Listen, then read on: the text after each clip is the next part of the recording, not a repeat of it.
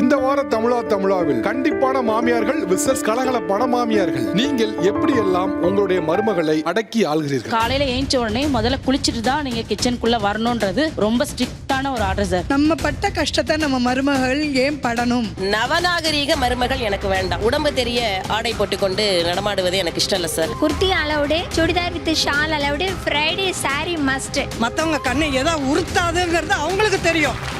அதனால அவங்கள போய் நம்ம இதை சொல்லணும்னு அவசியம் இல்லை. போட்டுக்கிற ட்ரெஸ்ல இருந்து அவங்க வந்து மெட்டி போட்டுக்கிறாங்களா, தாலி போட்டுக்கிறாங்களா, எல்லாமே அவங்களோட ஃப்ரீடம் தான். ஒரு பெண்ணுக்கு என்ன அடையாளம்? தாலி தானே.